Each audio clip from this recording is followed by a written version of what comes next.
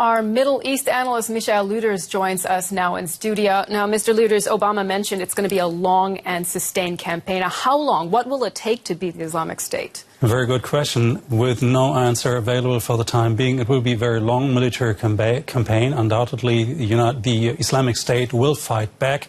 It's not easy to really have them surrender, and at the same time it needs boots on the ground to really fight the Islamic State effectively. And let us not forget that there is a whole setup of political reasons for this tremendous success, if I may say so, of the Islamic State. All these issues need to be addressed and will take years and years to come. You mentioned the tremendous success of the Islamic State. Did the international community wait too long to act? Because after all, IS already controls large parts of Iraq. That's a very good question. I mean, in fact, it was October last year that the Islamic State overran 2 major cities in Iraq, but at that time nobody really took notice of it except some experts. And now we have a very difficult and complex situation. Let's not forget that the military campaign, especially in Syria, is very dangerous.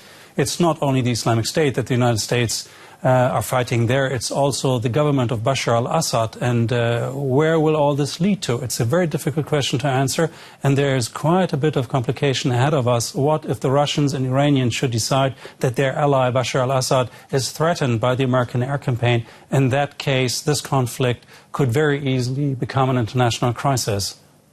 Now, tell us more about the Khorasan group, this group that was allegedly planning an attack on the U.S. or Europe. What do we know about them?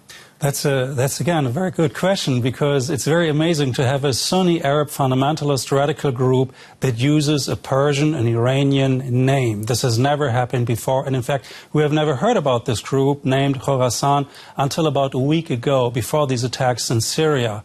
So, it's very difficult to assess whether this group really does exist. There are several question marks to be put, or whether this is really a setup by the American intelligence community in order to convince the American public that this mission in Syria is also about American security. Well, what else would it be about if it's not about American security?